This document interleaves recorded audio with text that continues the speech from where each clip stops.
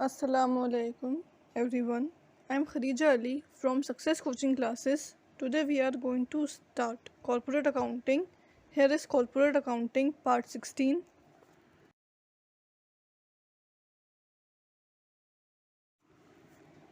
Merits of amalgamation.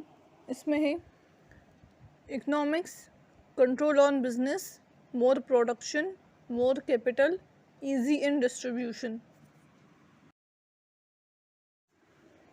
चलिए अब हम आगे देखते हैं। आगे है मेरिट्स ऑफ अमलगमेशन का एक्सप्लेनेशन। इसमें पहला है economics.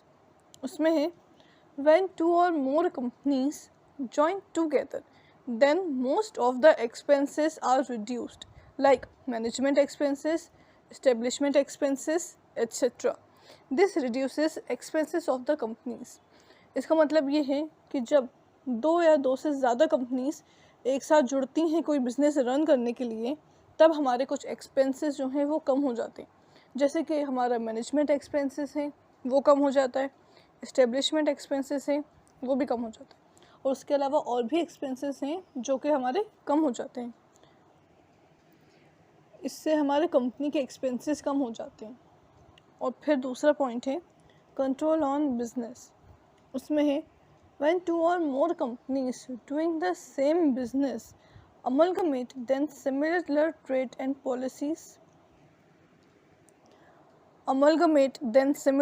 policies and working are adopted, therefore the trade is controlled।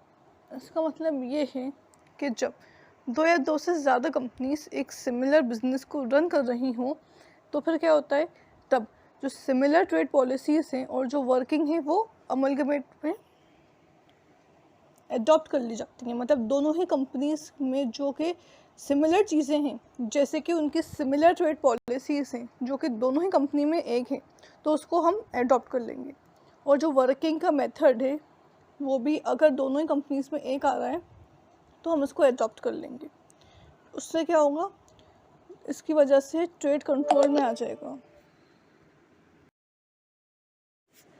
चलिए अब हम आगे देखते हैं। आगे है मोर प्रोडक्शन। इसमें है when two or more companies amalgamate the production at large scale become possible which increase the production. इसका मतलब ये है कि जब दो या दो से ज़्यादा कंपनीज साथ में अमलगमेट होती हैं यानी कि मर्ज होती हैं, तब ये पॉसिबिलिटी हो सकती है कि हमारा प्रोडक्शन जो है कंपनी का वो लार्ज स्केल पे हो। और लार्ज स्केल पे होने की वजह से इसकी ये भी पॉसिबिलिटी हो सकती है कि हमारा प्रोडक्शन बहुत ज़्यादा बढ़े। फिर दूसरा है मोर कैपिटल।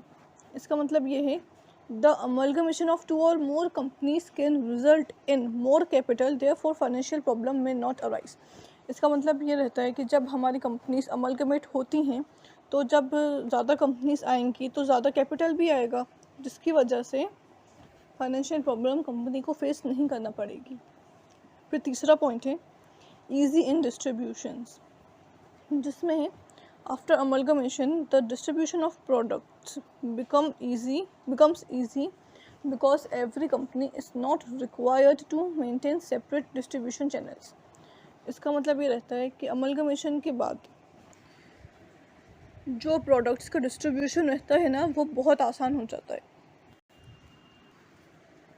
फिर उसमें क्या रहता है कि हर कंपनी को अलग अलग डिस्ट्रीब्यूशन चैनल बनाने की ज़रूरत नहीं होती है। अमलगमेशन के बाद एक ही डिस्ट्रीब्यूशन चैनल में सब कुछ हो जाता है। चलिए अब हम आगे देखते हैं। आगे है डीमेरिट्स ऑफ अमलगमेशन। इसमें है managerial problems, increase in price, control over supply, over capitalization, harmful for small traders. चलिए अब हम आगे देखते हैं। आगे है मैनेजरियल प्रॉब्लम्स। इसमें है by amalgamation of to or more companies the size of the business is increased. इसका मतलब ये है कि जब दो या दो से ज़्यादा कंपनीज का अमलगमेशन होता है तो बिज़नेस का साइज़ बढ़ जाता है। फिर आगे है under such conditions sometimes it become difficult to manage a large concern efficiently due to limited managerial capacity of the managers।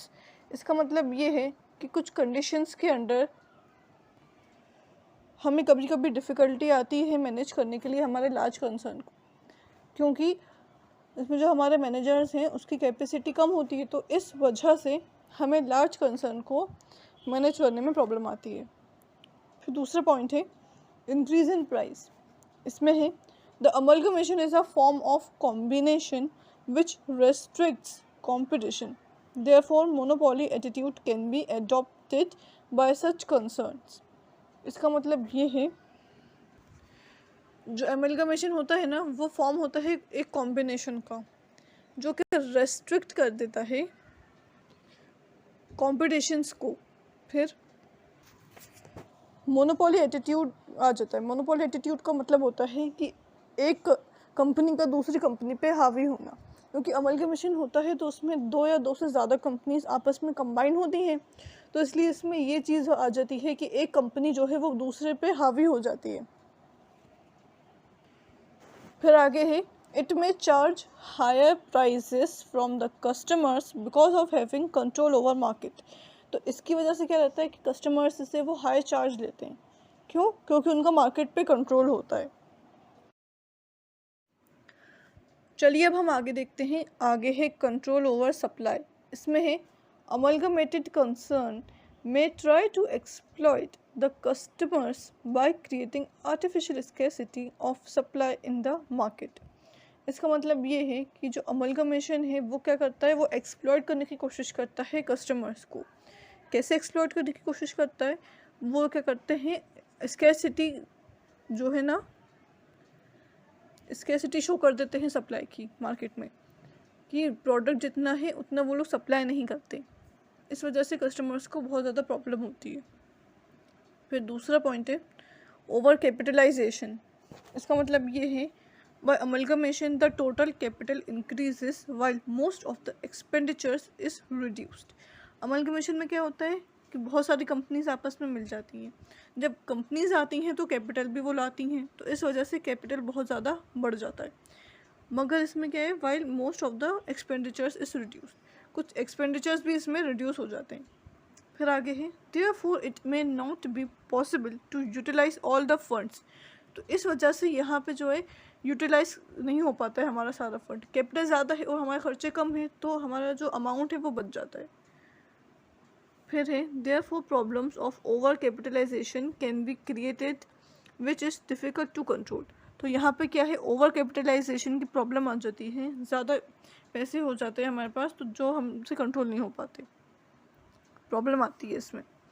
फिर लास्ट है harmful for small traders. By amalgamation the companies can control over expenditures and market by reducing the price which may create problem to small traders because they can not compete with big companies. Amalgamation से क्या होता है, जो companies है ना वो control करती हैं एक्सपेंडिचर्स को और मार्केट को बाय रिड्यूसिंग द प्राइस। वो प्राइस को रिड्यूस करके प्रॉब्लम्स क्रिएट कर देती हैं।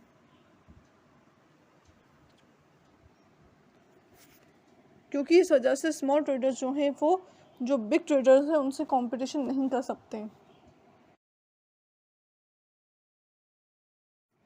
हमारा कॉर्पोरेट अकाउंटिंग का पार्ट 16 एंड होता है। Thanks for watching. Please like, share and subscribe. Press the bell icon.